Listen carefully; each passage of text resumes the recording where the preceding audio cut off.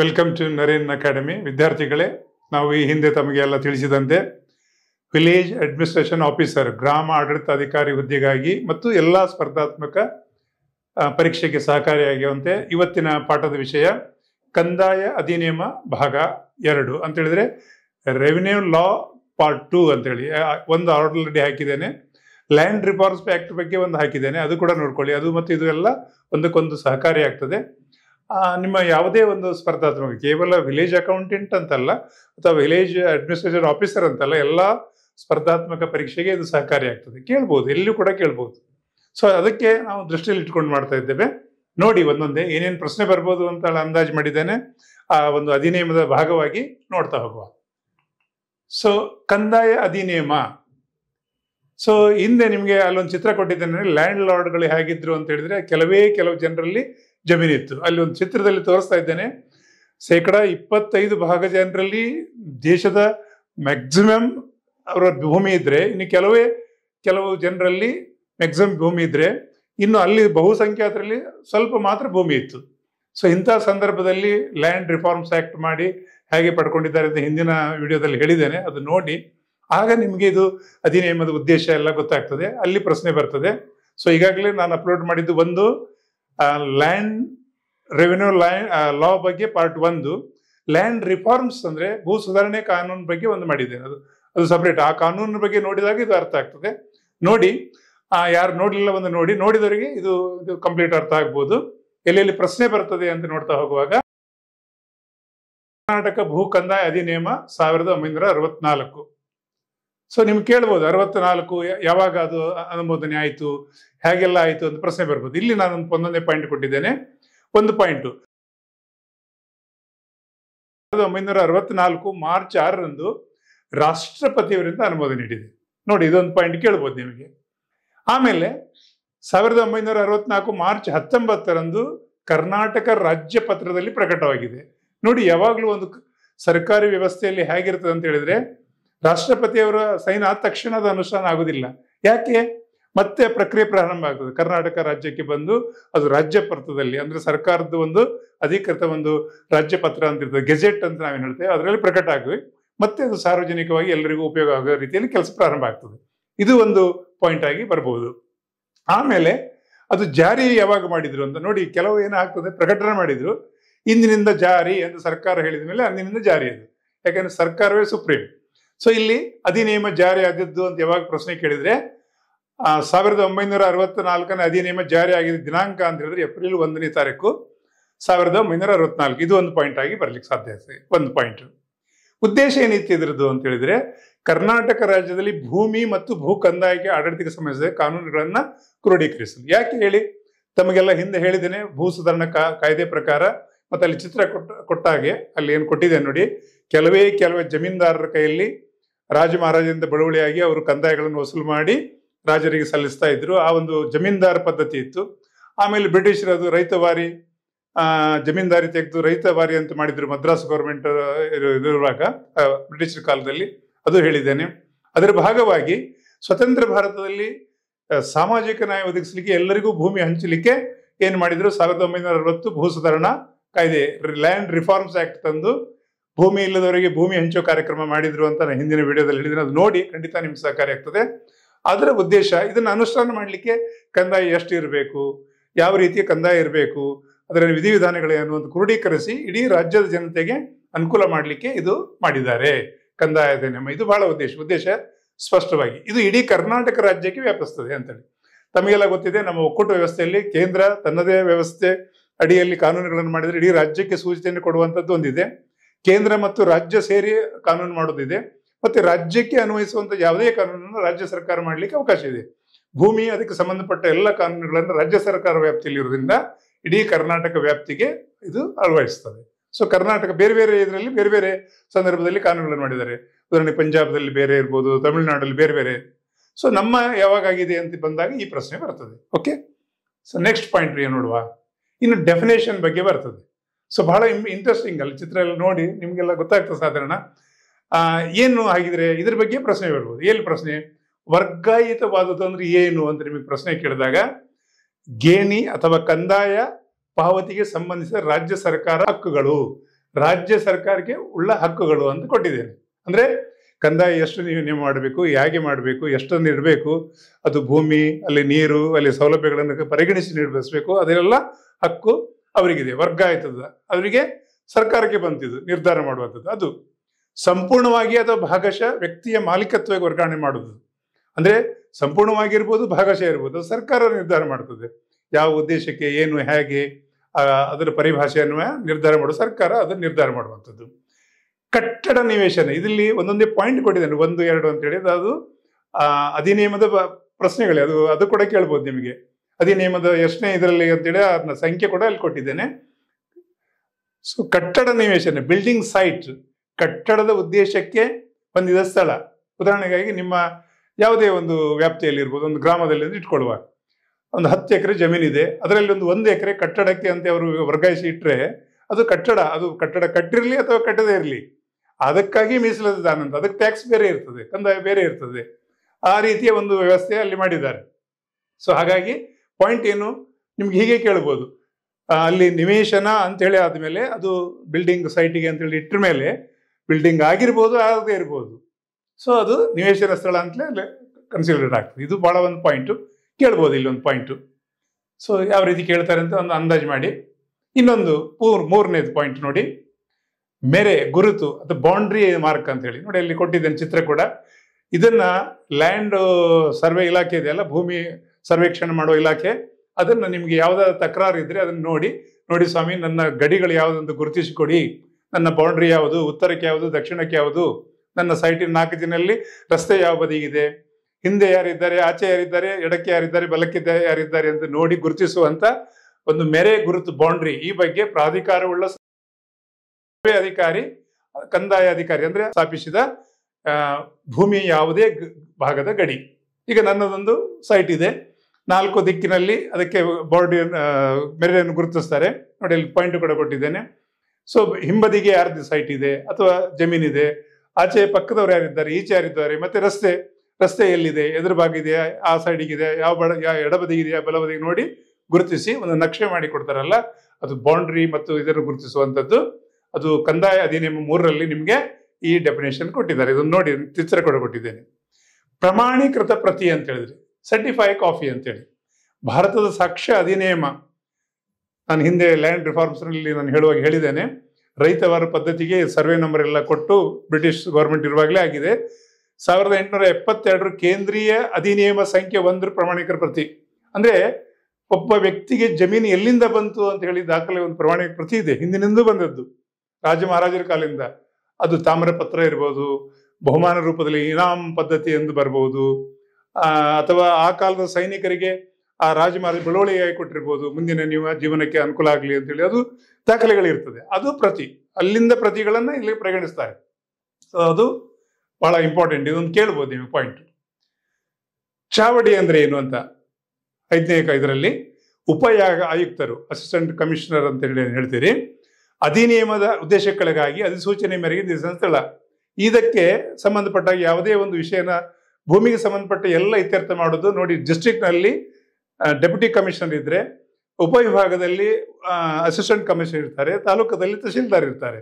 So ಹಾಗಾಗಿ ಚಾವಡಿ ಅಂತೇಳಿ ಅದು ಹಲವು ಗ್ರಾಮಗಳು ಸೇರಿ ಒಂದು ಚಾವಡಿ ಅಂತ ನಿರ್ಧಾರ ಆಗಿರ್ತದೆ ನೋಡಿ. ಅಲ್ಲಿ ಚಿತ್ರ ಕೊಟ್ಟಿದ್ದೀನಿ, ಆ ಭಾಗದಲ್ಲಿ ಹೋಗಿ ಅಸಿಸ್ಟೆಂಟ್ ಕಮಿಷನರ್ ಆಗಾಗ ನಿರ್ದೇಶನ ಮಾಡಿರ್ತಾರೆ, ಇದು ಚಾವಡಿಯಾಗಿ ನಾವು ಕೆಲಸ ಮಾಡ್ತೇವೆ ಅಂತ. ಅಲ್ಲಿ ಬಂದಾಗ ಅಲ್ಲಿ ಆ ಕೆಲಸ ಕಾರ್ಯಗಳಲ್ಲಿ ಆಗ್ತದೆ, ಅದಷ್ಟೇ.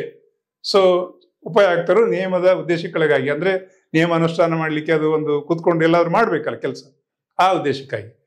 ವರ್ಗೀಕರಣ ಮೌಲ್ಯ, ಕ್ಲಾಸಿಫಿಕೇಶನ್ ಆಫ್ ವ್ಯಾಲ್ಯೂ, ಭೂಮಿಯ ಮೌಲ್ಯ ಎಷ್ಟಿರಬೇಕು ಅಂತ ನಿರ್ಧಾರ ವರ್ಗ ಆಧಾರದಲ್ಲಿ ನೀರು ಮಣ್ಣು ಆಧರಿಸಿ ಸರ್ವೇಕ್ಷಣ ದಾಖಲೆ ನಮ್ಮ ದೇಶದ ಮೌಲ್ಯ.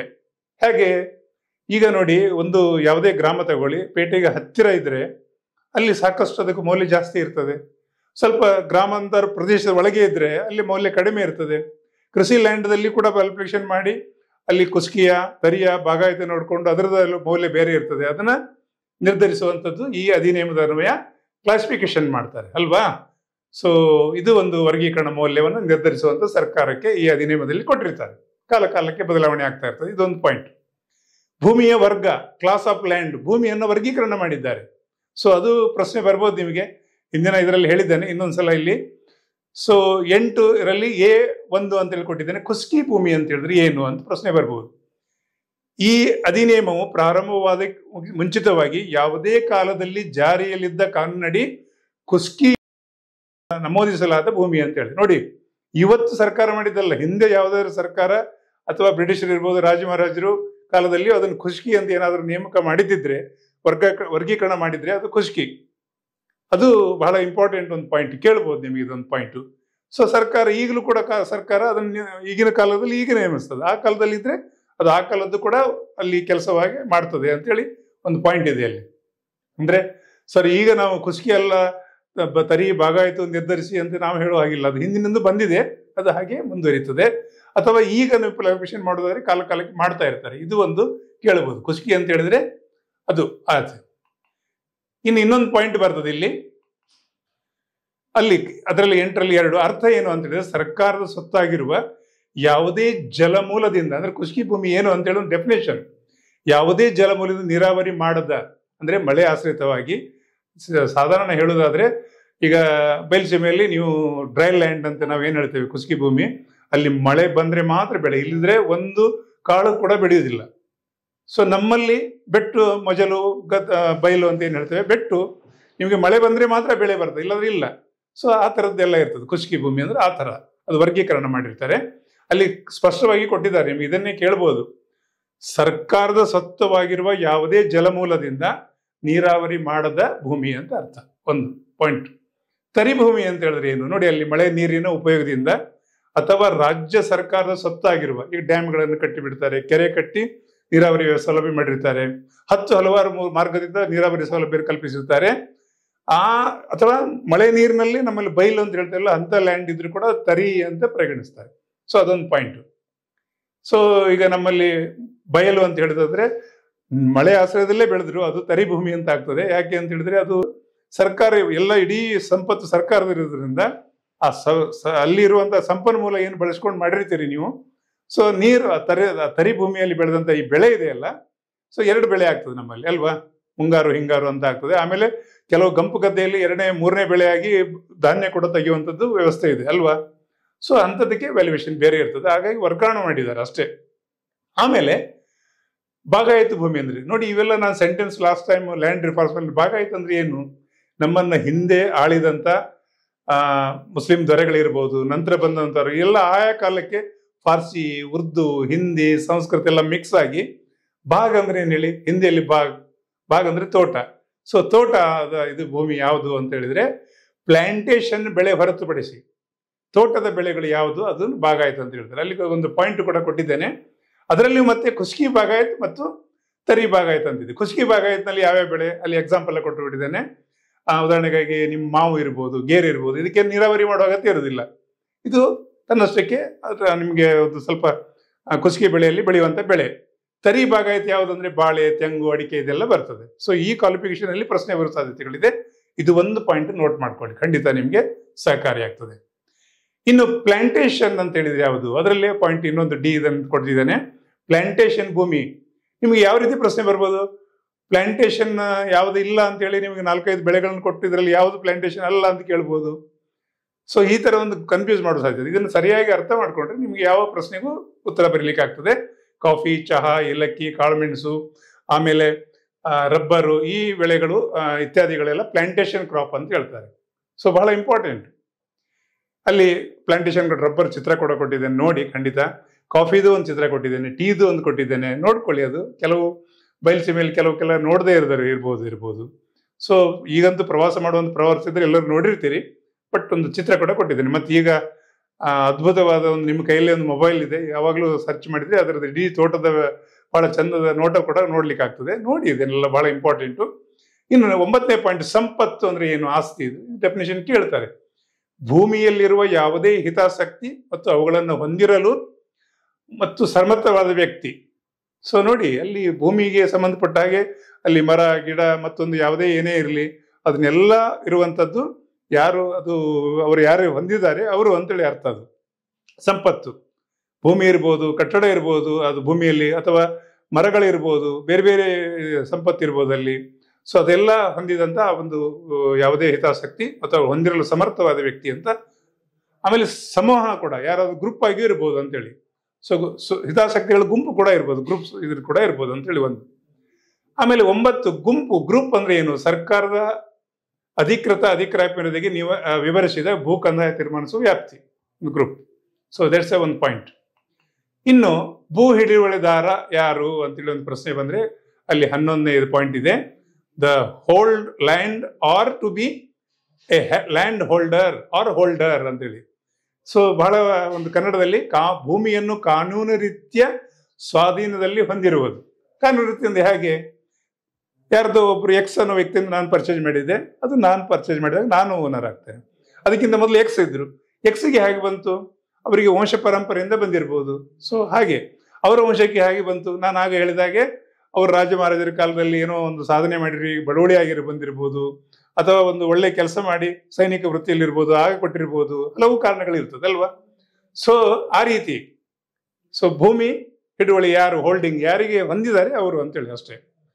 ಜಂಟಿ ಹಿಡುವಳಿದಾರರು ನೋಡಿ, ಜಂಟಿ ಅಂತ ಹೇಳಿದ್ರೆ ಈಗ ನಮ್ಮ ಹಿಂದೂ ಧರ್ಮದಲ್ಲಿ ಅವಿಭಕ್ತ ಕುಟುಂಬ ಇರ್ತದೆ. ಒಬ್ಬ ತಂದೆಗೆ 10 ಜನ ಮಕ್ಕಳಿದ್ದಾರೆ ಅಂತ ಹೇಳಿದರೆ, ಹಿಂದೆ ಎಲ್ಲ ಇದ್ರು 8, 9, 4, 6 ಈ ತರ. ಸೊ ಅವರ ಮಕ್ಕಳು ಅವರಿಗೆ ಸೊಸೆಯಂದರಾಗಿ ಬರೋರು, ಅವರ 6 ಜನ ಇದ್ರೆ 6 ಜನ, ಮತ್ತೆ ಅವರಿಗೆ ಬರುವ ಮಕ್ಕಳು ಎಲ್ಲ ಸೇರಿ ಅವಿಭಕ್ತ ಕುಟುಂಬದ ಎಲ್ಲರೂ ಅದರದ್ದು ಹೆಸರು ಇರ್ತದೆ. ಸೊ RTCಯಲ್ಲಿ ಏನು ನಾವು ಒಂದು ದಾಖಲೆ ಇರ್ತದೆ ಅದು ಜಂಟಿ ಹಿಡುವಳಿದಾರರು ಅಂತ ಹೇಳಿದ್ರೆ. ಅಥವಾ ಯಾರಾದ್ರೂ 4 ಜನ ಸೇರಿ ತಗೊಂಡಾಗ್ಲೂ ಕೂಡ ಆಗಿರ್ಬೋದು.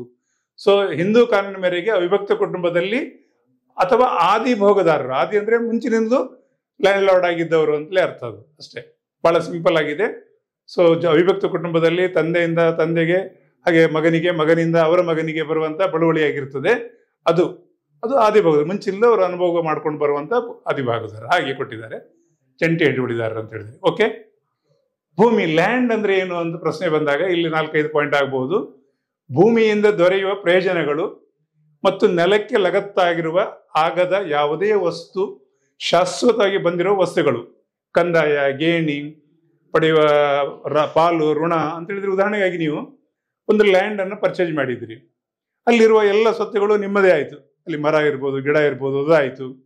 ಆಮೇಲೆ ಅದಕ್ಕೆ ಏನಾದ್ರು ಸಾಲ ಪಡ್ಕೊಂಡ್ರೆ ಆ ಸಾಲದು ಕೂಡ ಅಲ್ಲಿ ಮೆನ್ಷನ್ ಆಗಿರ್ತದೆ, ಅದು ಕೂಡ ಲಗತ್ತಾಗಿರ್ತದೆ. ಸಾಲನ ಸಂಬಂಧ ಇಲ್ಲ ಅಂತ ಹೇಳಲಿಕ್ಕಿಲ್ಲ, ಅದರಲ್ಲಿ ದಾಖಲೆ ಆಗಿರ್ತದೆ. ಅದು ಒಂದು ಮಾತು. ಭೂಮಾಲೀಕ, ಲ್ಯಾಂಡ್ ಲಾರ್ಡ್ ಯಾರು ಅಂತ ಅಲ್ಲಿ ಚಿತ್ರ ಕೂಡ ಕೊಟ್ಟಿದೆ ನೋಡಿ. ಎಂದರೆ ಒಬ್ಬ ಗೇಣಿದಾರನು ಭೂಮಿಯನ್ನು ಗುತ್ತಿಗೆ ನೀಡಿರುವ ಒಬ್ಬ ವ್ಯಕ್ತಿ. ಹಿಂದೆ ಲ್ಯಾಂಡ್ ಲಾರ್ಡ್ಗಳು ತಮ್ಮ ಭೂಮಿಯನ್ನ ನೀನು ಇಷ್ಟು ಕೃಷಿ ಮಾಡು, ಇಷ್ಟು ನನಗೆ ಪಾಲು ಕೊಡು, ಅಥವಾ ಕಂದಾಯ ಇಷ್ಟು ಕೊಡು ಅಂತ ಹೇಳುವಂತ ಒಂದು ಪದ್ಧತಿ ಇತ್ತು ಯಾವಾಗ ಲ್ಯಾಂಡ್ ಲಾರ್ಡ್ ಅಲ್ಲಿ. ಸೊ ಇಲ್ಲಿ ಭೂಮಾಲೀಕ ಏನ್ ಮಾಡ್ತಾನೆ, ನಾನು ಈ ಭೂಮಿಯನ್ನು ನಿನಗೆ ಕೊಟ್ಟಿದ್ದಾನೆ ಅಂತೇಳಿ. ಸೊ ಗೇಣಿದಾರನಿಗೆ, ಗೇಣಿದಾರ ಅಂದ್ರೆ ಬಾಡಿಗೆ, ನಿಮಗೆ ಇಷ್ಟು ನೋಡಿ, ಗೇಣಿ ಅನ್ನೋದು ಬಾಡಿಗೆ ಅಂತ ಅರ್ಥ. ಇದು ವಸ್ತು ರೂಪದಲ್ಲಿ ಇರ್ಬೋದು ಅಥವಾ ಹಣದ ರೂಪದಲ್ಲಿ ಇರ್ಬೋದು ಗೇಣಿ. ಆದ್ರೆ ಕಂದಾಯ ಟ್ಯಾಕ್ಸ್ ಇದೆ, ಅದು ಹಣದ ರೂಪದಲ್ಲಿ ಮಾತ್ರ ಇರ್ತದೆ. ಸೊ ಇಲ್ಲಿ ಏನಾಗ್ತದೆ, ಒಬ್ಬ ಗೇಣಿದಾರನಿಗೆ ಒಬ್ಬ ಭೂಮಾಲೀಕ ಜಮೀನು ಕೊಡ್ತಾನೆ, ಈ 5 ಎಕರೆಯಲ್ಲಿ ಜಮೀನು ಮಾಡು, ಕೃಷಿ ಮಾಡು, ಅದರಲ್ಲಿ ಬೆಳೆದಲ್ಲಿ ನನಗೆ ಅರ್ಧ ಭಾಗ ಕೊಡು, ನೀನು ಅರ್ಧ ಭಾಗ ಇಟ್ಕೊ ಅಂತ ಹೇಳಿದ್ರೆ ಅದು ಗೇಣಿ ಆಗಿತ್ತು. ಇಲ್ಲ ಇಷ್ಟು ಕ್ಯಾಶೇ ಕೊಡು ಅಂತ ಹೇಳಿದ್ರೆ ಅದು ಕೂಡ ಗೇಣಿ ಅಂತ. ಅದು ನಿಮ್ಗೆ ಅರ್ಥ ಆಗ್ಬೇಕಾಗಿದ್ದು ಏನು ಅಂದ್ರೆ, ಗೇಣಿ ಅಂದ್ರೆ ಅಲ್ಲಿ ಬಾಡಿಗೆ. So important. ಓಕೆ, ಅದನ್ನು ಪಡೆಯುವ ಕೊಡುವ ಇಬ್ಬರಿಗೂ ಸೇರಿಸ್ತದೆ. ಅದು ಸೇರಿಸಿ ಅಲ್ಲಿ ಒಬ್ಬ ಗೇಣಿಯನ್ನು ಸ್ವೀಕರಿಸಲು ಅರ್ಹನಾದ ವ್ಯಕ್ತಿ. ಸೊ ಒಬ್ಬ ಲ್ಯಾಂಡ್ ಲಾರ್ಡ್ ಇಂದ ನಾನು ಪಡ್ಕೊಂಡಿದ್ದೇನೆ, ಗೇಣಿ ಕೊಡ್ತಾ ಇದ್ದೇನೆ. ಸೊ ಅದು ಎಷ್ಟು, ಕಂದಾಯ ಅಧಿನಿಯಮ 15ರಲ್ಲಿ ನಿಮಗೆ ಇದೊಂದು ಪಾಯಿಂಟ್ ಬರೋ ಸಾಧ್ಯತೆಗಳಿದೆ. ದಾಖಲೆಗಳು ಅಂತೇಳಿ ಅಲ್ವಾ, ಯಾವ್ದು ದಾಖಲೆಗಳು ಅಂತೇಳಿ, ಯಾವುದು RTC, ನಕ್ಷೆ ಇತ್ಯಾದಿ ಅಲ್ವಾ. ಸೊ ಭೂ ದಾಖಲೆಗಳು ಅದೇ ಇರ್ತದೆ. ಈಗ ನಿಮ್ಗೆ ಭೂಮಿ ಹೇಗೆ ಪ್ರಾಪ್ತಿ ಆಯ್ತು ಅನ್ನೋದು ಒಂದು ದಾಖಲೆ ಇದೆ. ಆ ದಾಖಲೆ ಎಲ್ಲಿದೆ ಅಂದ್ರೆ ನಿಮ್ಮ ಹೆಸರು RTCಯಲ್ಲಿದೆ, ನಿಮ್ಮ ಗುರುತು ಎಷ್ಟಿದೆ, ಭೂಮಿ ಎಷ್ಟಿದೆ, ಎಲ್ಲಿಂದ ಎಲ್ಲಿಗಿದೆ ಅಂತ ನೋಡ್ಲಿಕ್ಕೆ ಲಕ್ಷ್ಯ ಇದೆ. ಇವೆಲ್ಲ ದಾಖಲೆಗಳು. ಸೊ ಇವೆಲ್ಲ ನಿಮ್ಗೆ ಗೊತ್ತಿರಬೇಕಾಗ್ತದೆ. ಇಲ್ಲಿ ಪ್ರಶ್ನೆ ಕೇಳೋದು, ಭೂ ದಾಖಲೆಗಳು ಯಾವುದು, ಲ್ಯಾಂಡ್ ರೆಕಾರ್ಡ್ಸ್ ಅಂದ್ರೆ ಈ ಅಧಿನಿಯಮದಲ್ಲಿ ಉದಾಹರಣೆಗೆ ನಾನು ಕೊಟ್ಟಿದ್ದೇನೆ. RTC ಇರ್ಬೋದು, ನಕ್ಷೆ ಇರ್ಬೋದು. ನಕ್ಷೆಯನ್ನು ಯಾರು ಕೊಡ್ತಾರೆ, ಸರ್ವೆ ಮಾಡಿ, ಸರ್ವೆ ಅವರು ಇಲಾಖೆಯವರು ಅದನ್ನ ನಕ್ಷೆ ಮಾಡಿ ಕೊಡ್ತಾರೆ. RTCಯಲ್ಲಿ ಆಗ್ತದೆ, ತಹಶೀಲ್ದಾರರಲ್ಲಿ ಏನು ನೀವು ಅಲ್ಲಿ ಒಂದು ಪ್ರಕ್ರಿಯೆ ಆಗ್ತದೆ, ಆ ಪ್ರಕ್ರಿಯೆ ಅನ್ವಯ ಅಲ್ಲಿ ನೀವು ಪರ್ಚೇಸ್ ಮಾಡಿದ್ಮೇಲೆ ಅಲ್ಲಿ RTCಯಲ್ಲಿ ನಿಮ್ಮ ಹೆಸರು ನಮೂದಾಗ್ತದೆ. ಸೊ ಇದೆಲ್ಲ ದಾಖಲೆಗಳು ಭೂ ದಾಖಲೆಗಳು ಅಂತೇಳಿ. ಅಧಿಸೂಚನೆ ಅಂದ್ರೆ ಏನು ಅಂತ, ನೋಟಿಫಿಕೇಶನ್ ಎಂದರೆ ಸರ್ಕಾರಿ ರಾಜ್ಯ ಪತ್ರದಲ್ಲಿ ಪ್ರಕಟಣೆ ಒಂದು ಅಧಿಸೂಚನೆ. ನೋಡಿ ಅಲ್ಲಿ ಅದ್ರ ಮಾಡೆಲ್ ಕೂಡ ಕೊಟ್ಟಿದ್ದೇನೆ. ಈ ತರ ಇರ್ತದೆ ರಾಜ್ಯ ಸರ್ಕಾರ ಪತ್ರ. ಇದರಲ್ಲಿ ಬಂದ್ರೆ ಅದು ಸರ್ಕಾರದ ಅಧಿಕೃತವಾದ ಕಾಯ್ದೆ ಕಾನೂನು ರೂಪುಗೊಂಡು ಅದು ಅನುಷ್ಠಾನಕ್ಕೆ ಬಂದಿದೆ ಅಂತ ಅರ್ಥ. ಸೊ ಅಲ್ಲಿ ಒಂದು ಅಧಿಸೂಚನೆ ಅಂದ್ರೆ ಏನು ಅಂತ ಹೇಳಿದಾಗ ಈ ತರ ರಾಜ್ಯ ಪತ್ರದಲ್ಲಿ ಪ್ರಕಟ ಆದ್ಮೇಲೆ ಅಧಿಸೂಚನೆ. ಆದಿಭೋಗ ಭೂಮಿಯ ಸ್ವಾಧೀನತೆ ಹೊಂದುವುದು ಅಥವಾ ತೆಗೆದುಕೊಳ್ಳುವುದು. ಆದಿಭೋಗ ಅಂತ ಹೇಳಿದ್ರೆ ಯಾವುದಾದ್ರೂ ಒಂದು ಭೂಮಿಯನ್ನ ನಿಮ್ಮಿಂದ ಯಾರೋ ಒಬ್ಬ ಎಕ್ಸ್ ವೈತಿಂದ ನಾನು ಪಡ್ಕೊಂಡ್ರೆ ನಾನು ಪಡ್ಕೊಳ್ಳೋನಾಯ್ತು, ಅವನು ಕೊಟ್ಟವನು ಆದಿಭೋಗದಾರ ಆಯ್ತು. ಈಗ ನಾನು ಇನ್ನೊಬ್ಬರಿಗೆ ಬರೆದ್ರೆ ನಾನು ಆದಿಭೋಗದಾನ ಆಗ್ತೇನೆ. ಹಾಗೆ ಸೊ ಆ ಅರ್ಥದಲ್ಲಿ ಆದಿಭೋಗ ಅನ್ನೋದು ಭೂಮಿಯ ಸ್ವಾಧೀನ ಹೊಂದಿತು. ಒಬ್ಬ ವ್ಯಕ್ತಿಯಿಂದ ಎಕ್ಸ್ ಅನ್ನೋ ವ್ಯಕ್ತಿಯಿಂದ ನಾನು ಪರ್ಚೇಸ್ ಮಾಡಿದ್ರೆ ನಾನು ಸ್ವಾಧೀನ ಪಡ್ಕೊಳ್ತೇನೆ, ನಾನು ಇನ್ನೊಬ್ಬರಿಗೆ ಮಾಡಿದ್ರೆ ಅವರು ಸ್ವಾಧೀನ ಪಡ್ಕೊಳ್ತಾರೆ. ಇದು ಸೊ ದಟ್ಸ್ ಕ್ಲಿಯರ್.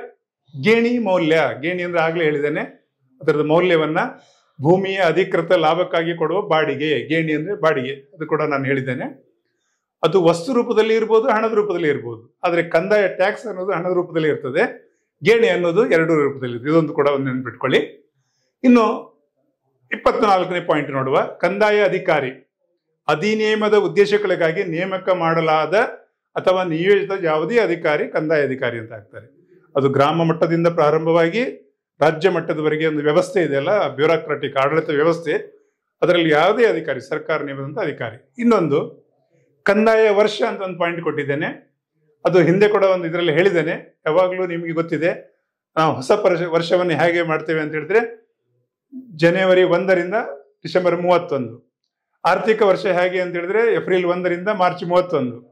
ಇದರಲ್ಲಿ ಒಂದು ಕಂದಾಯ ವರ್ಷ ಅಂತ ಹೇಳಿದ್ರೆ ಜುಲೈ 1ರಿಂದ ಪ್ರಾರಂಭವಾಗಿ, ಉದಾಹರಣೆಗೆ ಈ ವರ್ಷದ ಜುಲೈ 1ರಿಂದ ಪ್ರಾರಂಭ ಆಗಿದೆ, ಇನ್ನು 2025 ಜೂನ್ 30ಕ್ಕೆ ಎಂಡ್ ಆಗ್ತದೆ. ಇದು ತಿಳ್ಕೊಳ್ಬೇಕು ಯಾವಾಗಲೂ. ಇದು ಒಂದು ಪಾಯಿಂಟ್ ಕೇಳ್ಬೋದು ನಿಮಗೆ. ಮೋಜಣಿ ಸರ್ವೆ ನೋಡಿ, ಭೂಮಿಯ ಗಡಿ ಭಾಗ ಮೇರೆ ಬೌಂಡ್ರಿ ಗುರುತಿಸುವಂತ ಮಾಡುವಂತ ಒಂದು ಅಳತೆ.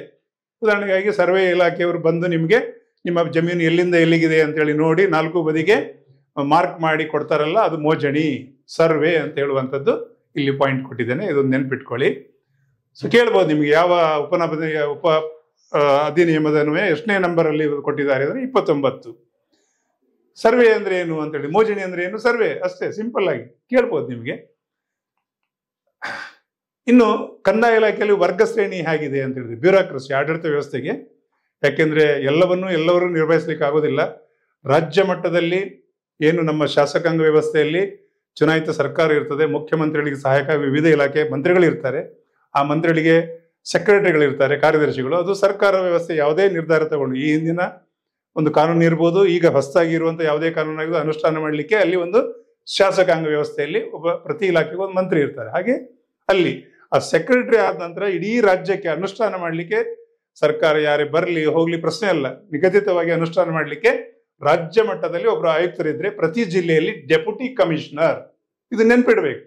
ಪ್ರತಿ ಜಿಲ್ಲೆಯಲ್ಲಿ ಡೆಪ್ಯೂಟಿ ಕಮಿಷನರ್, ಉಪ ಆಯುಕ್ತರು ಅಂತ ನಾವೇನು ಹೇಳ್ತೇವೆ, ಅದ್ರ DC ಅಂತ ಹೇಳ್ತೇವೆ. ಇವರಿಗೆ ತುಂಬಾ ಅಧಿಕಾರ ಇರ್ತದೆ ವಿದ್ಯಾರ್ಥಿಗಳೇ.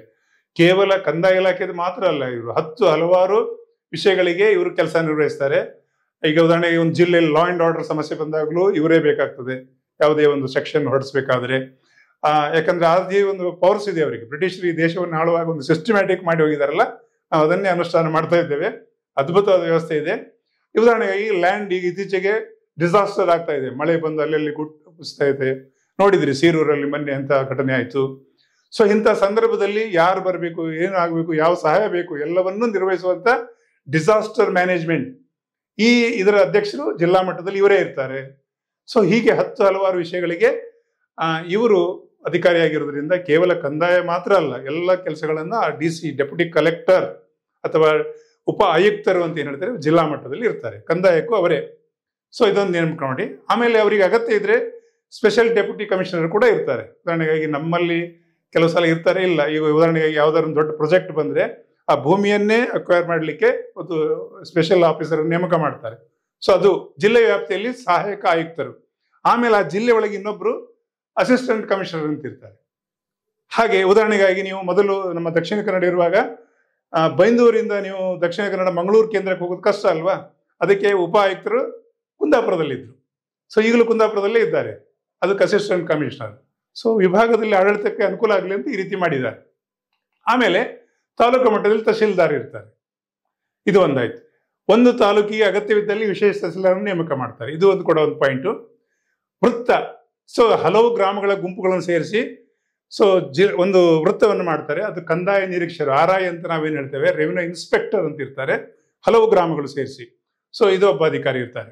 ನೆಕ್ಸ್ಟ್, ಗ್ರಾಮ ಒಂದು ಅಥವಾ ಒಂದಕ್ಕಿಂತ ಹೆಚ್ಚಿಗೆ ಗ್ರಾಮಗಳಲ್ಲಿ ಕರಸೇವೆ ನಿರ್ವಹಿಸಲು ನೀವು ಮೊದಲು ವಿಲೇಜ್ ಅಕೌಂಟೆಂಟ್ ಅಂತ ಹೇಳ್ತಾ ಇದ್ರಿ. ಈಗ ಹೊಸ ಡೆಸಿಗ್ನೇಷನ್ ವಿಲೇಜ್ ಅಡ್ಮಿನಿಸ್ಟ್ರೇಷನ್ ಆಫೀಸರ್ ಅಥವಾ ಗ್ರಾಮ ಆಡಳಿತ ಅಧಿಕಾರಿ ಅಂತ ನೇಮಕ ಆಗಿದೆ.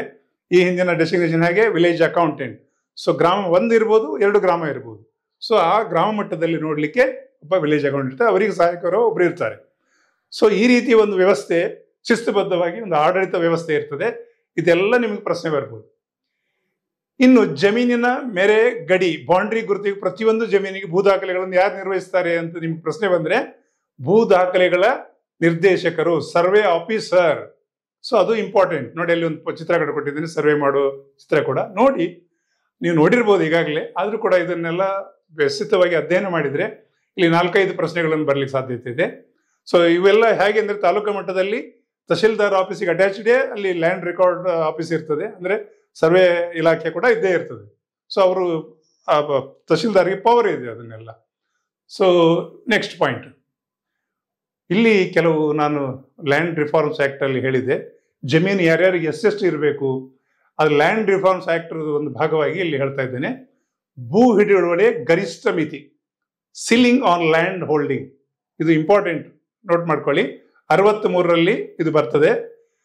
ಜಮೀನುಗಳ ಗರಿಷ್ಠ ಮಿತಿ, ಸೀಲಿಂಗ್ ಆನ್ ಲ್ಯಾಂಡ್, ಒಂದು ಕುಟುಂಬಕ್ಕೆ ಗರಿಷ್ಠ ಮಿತಿಯು ವಿಸ್ತೀರ್ಣವು 10 ಯೂನಿಟ್. ಯಾವುದೇ ಒಂದು ಫ್ಯಾಮಿಲಿಗೆ 10 ಯೂನಿಟ್ಗಳನ್ನು ಹೊಂದಲಿಕ್ಕೆ ಅವಕಾಶ ಇದೆ. ಸೊ 1 ಯೂನಿಟ್ ಅಂದ್ರೆ ಎಷ್ಟು ಪಾಯಿಂಟ್ ಬರ್ಬೋದು ನಿಮಗೆ, 5.4 ಎಕರೆ. ನೆನ್ಪಿಟ್ಕೊಳ್ಳಿ, 1 ಯೂನಿಟ್ನಲ್ಲಿ 10 ಯೂನಿಟ್ ಅಂದ್ರೆ ಒಬ್ಬನಿಗೆ ಎಷ್ಟು ಹೊಡಿಬಹುದು, 5.4 ಗುಣಿಸುವ 10 ಅಂತ ಹೇಳಿದ್ರೆ 54 ಎಕರೆ ಜಮೀನು ಹೊಂದಬಹುದು ಒಬ್ಬ ವ್ಯಕ್ತಿ, ಒಂದು ಕುಟುಂಬ, ಸಾರಿ. ಸೊ ಇದು ಒಂದು ಅವಕಾಶ ಇದೆ, 1 ಪಾಯಿಂಟ್. ಇದು ಕೂಡ ಇಲ್ಲಿ ತುಂಬಾ ಪ್ರಶ್ನೆ ಬರ್ಬೋದು, ನೋಟ್ ಮಾಡ್ಕೊಳ್ಳಿ. ಅಲ್ಲಿ 1 ಯೂನಿಟ್ ಅಂದ್ರೆ ಎಷ್ಟು, 5.4 ಎಕರೆ. ಆಮೇಲೆ ಒಬ್ಬನಿಗೆ ಎಷ್ಟು ಯೂನಿಟ್ ಹೊಂದಲಿಕ್ಕಿದೆ ಒಂದು ಕುಟುಂಬಕ್ಕೆ, 10 ಯೂನಿಟ್. ಇದನ್ನು ಒಂದು ಪಾಯಿಂಟ್ ಅನ್ನು ನೋಟ್ ಮಾಡ್ಕೊಳ್ಳಿ, ಖಂಡಿತ ನಿಮ್ಗೆ ಹೆಲ್ಪ್ ಆಗ್ತದೆ. ಇಲ್ಲಿ ಇನ್ನೊಂದು ಪಾಯಿಂಟ್ ಇದೆ, ಒಂದು ಕುಟುಂಬದ ಸದಸ್ಯರ ಸಂಖ್ಯೆ 5ಕ್ಕಿಂತ ಹೆಚ್ಚಿದ್ರೆ, ನೋಡಿ ಒಂದು ಕುಟುಂಬ ಅಂದ್ರೆ 5 ಜನರದ್ದು ಒಂದು ಅಂದಾಜು ಮಾಡಿದ್ದಾರೆ, ಹೆಚ್ಚಿದ್ರೆ ಪ್ರತಿ ಸದಸ್ಯರಿಗೆ 2 ಯೂನಿಟ್ ಇನ್ನು ಎಕ್ಸ್ಟ್ರಾ ಸಿಗ್ತದೆ.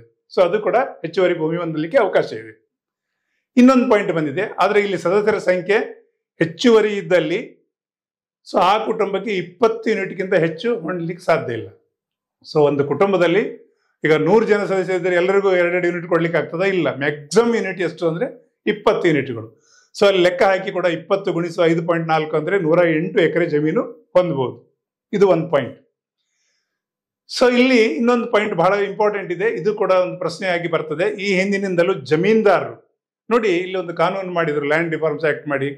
ಆ ಜಮೀನ್ದಾರರು, ನಾನು ಹಿಂದೆ ಇದರಲ್ಲಿ ಕೂಡ ವಿಡಿಯೋದಲ್ಲಿ ಹೇಳಿದ್ದೇನೆ, ಎಲ್ಲಿ ಒಂದು ನೋಡಿದ್ದೇನೆ ಇಂಟರ್ವ್ಯೂನಲ್ಲಿ, ಕೊಪ್ಪಳದಲ್ಲಿ ಒಬ್ಬ ಜಮೀನ್ದಾರಿಗೆ 27,000 ಎಕರೆ ಜಮೀನಿತ್ತಂತೆ. ಅದ್ರ ಎಲ್ಲ ಲ್ಯಾಂಡ್ ಕಲೆಕ್ಟ್ ಮಾಡಿ ಅವರು ರಾಜ ಮಹಾರಾಜರಿಗೆ ಒಪ್ಪಿಸ್ತಾ ಇದ್ರು, ಬ್ರಿಟಿಷರಿಗೆ ಒಪ್ಪಿಸ್ತಾ ಇದ್ರು. ಅವರಿಂದ ಅಷ್ಟು ಜಮೀನು ಎಷ್ಟು ಇಡ್ಬೇಕು ನೀವು ಇನ್ನು, ಯಾಕಂದ್ರೆ ಜಮೀನ್ದಾರಿಗೂ ತೊಂದರೆ ಆಗಬಾರ್ದು, ಅಲ್ಲಿ ಅವರ ಅಡಿಯಲ್ಲಿ ಗಣಿದಾರರಾಗಿ ಯಾರು ಕೆಲಸ ಮಾಡಿದ್ರು ಅವ್ರಿಗೂ ತೊಂದರೆ ಆಗಬಾರ್ದು, ಮತ್ತೆ ಇನ್ನು ಭೂಮಿನೇ ಇಲ್ದವ್ರಿಗೆ ಭೂಮಿ ಹಂಚಬೇಕು. ಇದನ್ನೆಲ್ಲ ಮಾಡ್ಲಿಕ್ಕೆ ಕಂದಾಯ ಏನು ಮಾಡಿದ್ರು, ನಮಗೆ ಭೂ ಸುಧಾರಣಾ ಆಕ್ಟ್ಗಳನ್ನು ತಂದ್ರು ಅಲ್ವಾ. ಆದ್ರೆ ಅವರಿಗೆ ಅನ್ಯಾಯ ಆಗಬಾರ್ದಲ್ವಾ, ಯಾರು ಜಮೀನ್ದಾರರಿಗೆ, ಅವರಿಗೆ ಎಷ್ಟು ಮಿತಿ ಮಾಡಿದ್ದಾರೆ ಅಂತ ಈ ಪಾಯಿಂಟ್ ಇದೆ. 63 ನೆನ್ಪಿಟ್ಕೊಳ್ಳಿ. ಈ ಹಿಂದಿನಲ್ಲೂ ಜಮೀನ್ದಾರರಾಗಿದ್ದು ಕುಟುಂಬದ ಗರಿಷ್ಠ ಮಿತಿ 40 ಯೂನಿಟ್. ಸೊ ಒಂದು ಜಮೀನ್ದಾರರಾಗಿದ್ದಾರೆ, 40 ಯೂನಿಟ್ ಅಂದ್ರೆ 40 ಗುಣಿಸು 5.4 ಎಕರೆ ಈಕ್ವಲ್ ಟು 216 ಎಕರೆ ಅವರು ಹೊಂದಬಹುದು. ಅದಕ್ಕಿಂತ ಹೆಚ್ಚಿದ್ರೆ ಸರ್ಕಾರ ಅವರನ್ನು ತಗೊಂಡು ಯಾರಿಗೆ ಜಮೀನಿಲ್ಲ ಅವರಿಗೆ ಕೊಟ್ಟಿದ್ದಾರೆ. ಇದು ಕೂಡ ಒಂದು ಪಾಯಿಂಟ್ ನೆನ್ಪಿಟ್ಕೊಳ್ಬೇಕು ನೀವು. ಆಮೇಲೆ ಇನ್ನೊಂದು ಪಾಯಿಂಟ್ ಕೂಡ ಇದೆ, 5 ಜನ ಸದಸ್ಯರುಗಳ ಕುಟುಂಬಕ್ಕೆ 10 ಯೂನಿಟ್ ಮಾತ್ರ ಹೊಂದಲಿಕ್ಕೆ ಅವಕಾಶ ಇದೆ. ನಂತರ ಪ್ರತಿ ಸದಸ್ಯರಿಗೆ 4 ಯೂನಿಟ್ ಆಗಿ ಗರಿಷ್ಠ ಎಷ್ಟು 40 ಯೂನಿಟ್. ಇದು ಸ್ವಲ್ಪ ನಿಮಗೆ ಬೇರೆ ಬೇರೆ ಪ್ರಶ್ನೆಗಳಾಗ್ತದೆ. ಇಲ್ಲಿ ಈ ಎಲ್ಲ ಪ್ರಶ್ನೆಗಳನ್ನು ವಿಭಾಗಿಸಿಕೊಂಡು ಸ್ಕ್ರೀನ್ ಶಾಟ್ ತಗೊಳ್ಳಿ, ನೋಟ್ ಮಾಡ್ಕೊಳ್ಳಿ. ಆಗ ನಿಮಗೆ ಗರಿಷ್ಠ ಎಷ್ಟು, ಎಷ್ಟು ಸದಸ್ಯರಿಗೆ ಎಷ್ಟು, ಪ್ರತಿ 5 ಸದಸ್ಯರ ನಂತರ, ಈಗ ಉದಾಹರಣೆಗೆ ಒಂದು ಜಾಯಿಂಟ್. ನೆಕ್ಸ್ಟ್ ಪಾಯಿಂಟ್ ನೋಡಿ ವಿದ್ಯಾರ್ಥಿಗಳೇ, ಕರ್ನಾಟಕ ಭೂ ಸುಧಾರಣಾ ಅಧಿನಿಯಮ 61 ಹಾಗೂ ಕರ್ನಾಟಕ ಭೂ ಕಂದಾಯ ಅಧಿನಿಯಮ 64 ನಂತರ 2009ರಿಗೆ ಹಲವು ಸಲ ತಿದ್ದುಪಡಿಯಾಗಿದೆ. ಅದು ತಿದ್ದುಪಡಿಗಳನ್ನು ಅಧ್ಯಯನ ಮಾಡ್ಕೊಳ್ಳಿ, ಯಾವ್ಯಾವ್ದು ಹೊಸ ಪಾಯಿಂಟ್ಗಳು ಸೇರಿಸಿದ್ರೆ ಅದು ನೋಟ್ ಮಾಡ್ಕೊಳ್ಳಿ. ಈಗಂತೂ ನಿಮ್ಮ ಕೈಯಲ್ಲಿ ಒಂದು ಗೂಗಲ್ ಅದ್ಭುತವಾದ ಸಾಧನೆ ಇದೆ, ಸರ್ಚ್ ಮಾಡಿ ನೋಟ್ ಮಾಡ್ಕೊಳ್ಳಿ. ನಾವು ಕೊಟ್ಟದ ಮಾಹಿತಿ ಅಲ್ಲದೆ ಬೇರೆ ನೋಟ್ ಮಾಡ್ಕೊಂಡ್ರೆ ಖಂಡಿತ ಸಹಕಾರಿ ಆಗ್ತದೆ. ಭೂ ಸುಧಾರಣಾ ಅಧಿನಿಯಮದ ಅನ್ವಯ ಸಾಮಾಜಿಕ ನ್ಯಾಯ ಅನುಷ್ಠಾನವಾಗಿತ್ತು. ತಮಗೆಲ್ಲ ಗೊತ್ತಿದೆ. ಡಾಕ್ಟರ್ ದೇವರಾಜ ಅರಸರ ಕಾಲದಲ್ಲಿ ಇದು ಬಹಳ ಅದ್ಭುತವಾಗಿ ಅನುಷ್ಠಾನಕ್ಕೆ ಬಂತು. 74ರಲ್ಲಿ ಜಾರಿಯನ್ನು ತಂದು ನಮ್ಮ ಕರ್ನಾಟಕ ಬೇರೆ ಎಲ್ಲ ರಾಜ್ಯಕ್ಕಿಂತಲೂ ಕರ್ನಾಟಕದಲ್ಲಿ, ಅದು ಮುಖ್ಯವಾಗಿ ನಮ್ಮ ದಕ್ಷಿಣ ಕನ್ನಡ ಪಕ್ಕದ ಶಿವಮೊಗ್ಗ ಜಿಲ್ಲೆ, ಉತ್ತರ ಕನ್ನಡ ಜಿಲ್ಲೆ ಬಹಳ ಚಂದದಲ್ಲಿ ಅನುಷ್ಠಾನ ಆಗಿದೆ. ಉತ್ತರ ಕರ್ನಾಟಕದಲ್ಲಿಯೂ ಆಗಿದೆ, ಆಗದೆ ಇಲ್ಲ ಅಂತ ಹೇಳಿದ್ರು. ಯಾಕಂದ್ರೆ ಈಗಲೂ 1000 ಎಕರೆ ಜಮೀನು ಇದ್ದವರು ಇದ್ದಾರೆ ಅಲ್ಲಿ. ಅದು ಇನ್ನೊಂದು ಕತೆ, ಅದು ಇಲ್ಲಿ ಹೇಳಲಿಕ್ಕೆ ಬಯಸೋದಿಲ್ಲ. ಅಂತೂ ಭೂ ಸುಧಾರಣಾ ಅಧಿನಿಯಮದ ಪ್ರಕಾರ ಭೂಮಿ ಇಲ್ಲದವರಿಗೆ ಸಾಮಾಜಿಕ ನ್ಯಾಯ ಒದಗಿಸಲಿಕ್ಕೆ ಈ ಅಧಿನಿಯಮ ತಂದು, ಕಂದಾಯ ಅಧಿನಿಯಮದ ಇರಲಿ ಎಲ್ಲರಿಗೂ ನ್ಯಾಯ ಒದಗಿಸಲಿಕ್ಕೆ, ಭೂ ದಾಖಲೆಗಳನ್ನು ಸರಿಯಾಗಿ ನಿರ್ವಹಿಸಲಿಕ್ಕೆ ಕರ್ನಾಟಕ ಸರ್ಕಾರ ಮುಖ್ಯವಾಗಿ ವಿದ್ಯಾರ್ಥಿಗಳೇ, ನೀವು ನಮ್ಮ RTC ಮತ್ತೊಂದೆಲ್ಲ ಇದೆಲ್ಲ ಗಣಕೀಕರಣ ಮಾಡಿದಾರಲ್ಲ, ಬಹುಶಃ ಕರ್ನಾಟಕ ರಾಜ್ಯದ ಹಾಗೆ ಬೇರೆ ಯಾವ ರಾಜ್ಯವೂ ಮಾಡಿಲ್ಲ ಅಂತಲ್ಲ, ಅದ್ಭುತ ಸಾಧನೆ ಮಾಡಿದೆ. ಇದೊಂದು ಅದ್ಭುತ, ನೋಡ್ತಾ ಹೋಗಿ. ಸೊ ನೆಕ್ಸ್ಟ್ ಟೈಮ್ ಇನ್ನೊಂದು ವಿಷಯ ತಗೊಂಡು ಬರ್ತೇನೆ, ಬನ್ನಿ ಕಲಿಯುವ ಎಲ್ಲ ಸೇರಿ. ಸೊ ಮುಂದಿನ ವಿಲೇಜ್ ಅಕೌಂಟೆಂಟ್ ಅಂತ ನಾವು ಹಿಂದೆ ಏನು ಹೇಳ್ತಾ ಇದ್ದೇವೆ, ಈಗ ಗ್ರಾಮ ಆಡಳಿತಾಧಿಕಾರಿಯವರಿಗೆ ಇದು ಹೆಲ್ಪ್ ಆಗ್ತದೆ. ಮತ್ತೆ ಬೇರೆ ಸ್ಪರ್ಧಾತ್ಮಕ ಪರೀಕ್ಷೆಗೂ ಸಹಕಾರಿ ಆಗ್ಬೋದು. ಇನ್ನೊಂದು ವಿಷಯ ತಗೊಂಡು ನೆಕ್ಸ್ಟ್ ಬರ್ತೇನೆ. Thank you very much.